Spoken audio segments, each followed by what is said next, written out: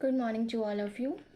I am Mukta Pawar from Patna, and this is my third video to all of you.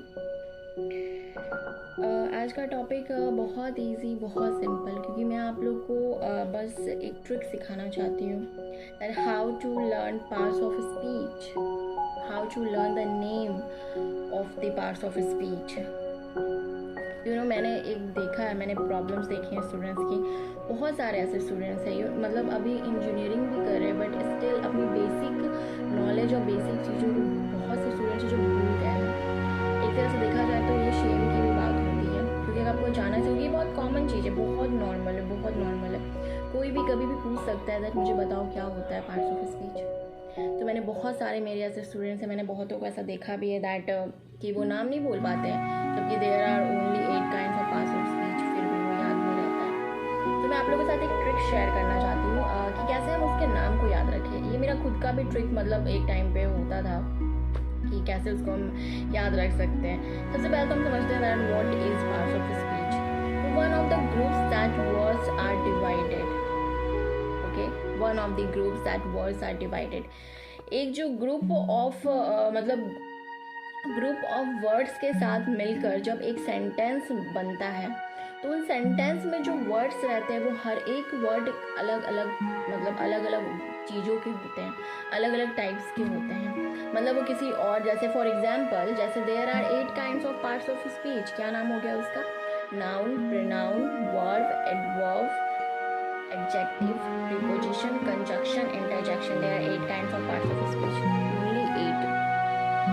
कई students ऐसे हैं ये भी इतना भी याद नहीं होता, और फिर मैंने एक चीज़ प्रॉब्लम देखा है, स्पेलिंग में भी बहुत सारे स्टूडेंट्स को होता है। वैसे तो मैं ट्राई करती हूँ जब भी मैं ग्रामर का क्लास ली हूँ तो सबसे पहला चीज़ मैं याद करवाने की कोशिश हर एक बच्चे को यही करती हूँ कि वो इस चीज़ को याद कर लें, और मैंने कई तरीके से याद भी करवाया है जहाँ तक मुझे याद है। तो मैं आपको ना एक ट्रिक बताती हूँ इसको याद करने का, बहुत सिंपल है, ठीक है, बहुत ईजी है। समझो नाउन, प्रोनाउन, ठीक है, ये एक जैसे साउंड वाले हैं। नाउन, प्रोनाउन एक टाइप का साउंड है। उसके बाद देखो verb, adverb, verb, adverb, verb, adverb, एक साउंड है, एक बिल्कुल एक ही साउंड है। एंड देन आपका 3 जो है like preposition, conjunction and interjection, ये तीनों का एक टाइप का साउंड है। साउंड, साउंड क्या मतलब बोलने का तरीका, सिर्फ आपका एक अलग है। वो क्या है? आपका एडजेक्टिव, जो बस एक है, एक जो अलग ही है, मतलब वो अलग ही है। उसके इसको हम कैसे ले सकते हैं? बहुत आसान है। अगर हम ये सोच ले कि ये लोग भाई बहन है, मतलब फनी है ट्रिक, बट मतलब अगर हम ये सोचे कि हम भाई बहन के नाम याद करने वाला, तो बहुत ईजी से याद कर सकते हैं। नाउन, प्रोनाउन, भाई बहन, वर्ब, एडवर्ब, भाई बहन, और ये लोग 3 भाई कर देते हैं, प्रीपोजिशन, कंजक्शन, इंटरजेक्शन। 7 तो याद हो गया ऐसे ही। Noun, pronoun, verb, adverb, preposition, conjunction, interjection, ये तीनों एक साउंड के हमारे एक साथ याद हो गया। और एक जो हमारे ये हो गए हैं वर्ब, एडवर्ब एक साउंड के, नाउन, प्रोनाउन एक साउंड वाले एक साथ याद हो गए। अगर हम इस तरीके से याद करते हैं तो अगर मानिए 7 तो ऐसे ही हो गया, तो एक ही अलग है ना, एक ही अलग है बोलने को। एक क्या हो गया? वो आपका हो गया एडजेक्टिव, एडजेक्टिव जो आपका अलग है। बहुत सिंपल है, बहुत ही सिंपल है। पता है, जिसको याद अगर नहीं हो रहा है पाता है, समझो बहुत सी, क्योंकि ऐसे बहुत सारे स्टूडेंट्स हैं, स्पेशली बिहार में भी मैंने बहुत से स्टूडेंट को देखा जिनको याद करने में होता है दिक्कत। एक टाइम पे मेरा भी ऐसा ही था, मतलब मैं भी कुछ मतलब ऐसा नहीं कि मुझे हर चीज़ याद हो जाता है, याद ही रहता है, ऐसा नहीं है, प्रॉब्लम्स आती है।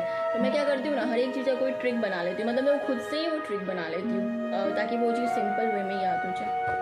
कोई भी सब्जेक्ट में कुछ भी याद करो ना, फॉर्मूलाज भी याद करो, तो आप अपना खुद का ट्रिक बना सकते हो। पता है, खुद का, कि हम उसको कैसे आसान तरीके से देखें कि वो आसान से बिल्कुल दिमाग में ना फिट हो जाए, दिमाग में फिट हो जाए, क्योंकि ये इतना कॉमन है ना, ये कितना मतलब बहुत ही ज़्यादा नॉर्मल है, तो इसको तो दिमाग में फिट करना पड़ेगा आप लोग को एनी हाउ।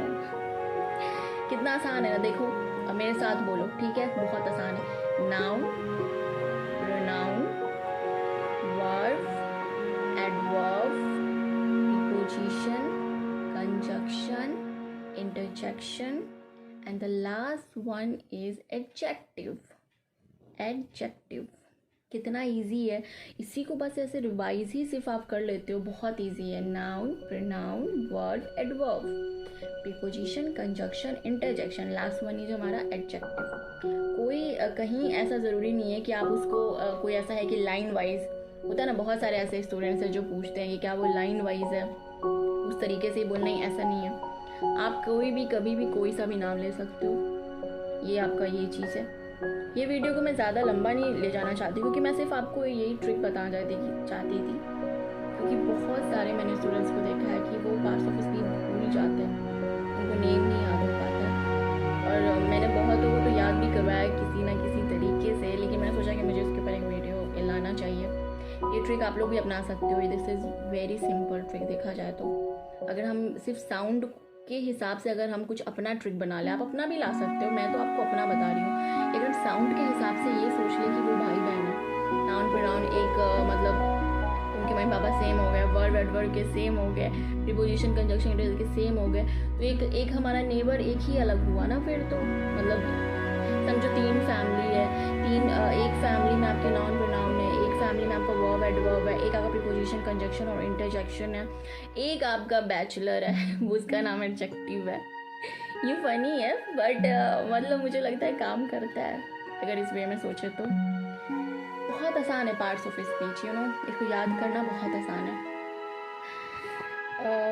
इसी के साथ मैं यही बोलना चाहती हूँ कि हम लोग इंग्लिश को इंग्लिश एकदम से नहीं सीख जाओगे बोलना। इंग्लिश का आपको बेसिक चीज़ें थोड़ा बहुत याद रखना ही पड़ेगा, क्योंकि आप हल्का याद रखोगे थोड़ा बहुत, तभी आप उससे कुछ सेंटेंस बना सकते हो। जैसे मैंने पिछले वीडियो में बताया था कि यूज सिंपल वर्ड्स, कुछ भी बोलने के लिए, कुछ भी इंग्लिश जानने के लिए यूज सिंपल लाइन्स। वो सिंपल लाइन्स के लिए भी तो हमें मतलब चाहिए होगा ना, उसका भी तो नॉलेज होना ज़रूरी है। वो जो सेंटेंस बनाने का जो प्रोसेस है उसका हल्का ग्रामर तो जानना पड़ेगा ना। हाँ, आजकल थोड़ा बदल गया है, आजकल ग्रामर को उतनी वैल्यू नहीं है, मतलब लोग फ्लुएंट इंग्लिश में ग्रामर को इग्नोर कर रहे हैं।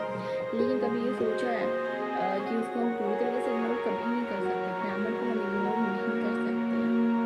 हमें ग्रामर पढ़ना होगा, हमें उसकी बेसिक नॉलेज तो रखना ही होगा, क्योंकि अगर बेसिक नॉलेज नहीं रहेगा तो हम बोल ही नहीं पाएंगे इंग्लिश, बिल्कुल नहीं बोल पाएंगे। ऐसा ही है, ऐसा नहीं कि बहुत ज़्यादा ज्ञान दे रही हूँ, मतलब ये बात सही है, ये आप खुद भी फील करते होंगे इस चीज़ को, जहाँ तक मुझे लगता है। और क्या बताऊँ मैं आपको, अभी तो मैं इसको इतना ही तक सोच रही हूँ कि रहने ही दो, क्योंकि पार्ट्स ऑफ स्पीच को हम आगे और करेंगे कंटिन्यू, दैट आगे पूरा देखेंगे। पार्ट्स ऑफ स्पीच में इतने हैं तो फिर उनके कितने हैं, देखो नाउन के भी बहुत टाइप्स है, फिर प्रोनाउन के भी है, वर्ब के भी, एडवर्ब, मतलब जान ही रहे आगे तो ग्रामर इज बहुत यूज है, बहुत डीप चीज़ है वो तो। ग्रामर को रखिए नॉलेज में, जो बहुत अच्छा रहेगा। ये वीडियो पूरी तरीके से मेरा पार्ट्स ऑफ स्पीच पे था। थैंक यू यहाँ तक मेरी वीडियो को देखने के लिए।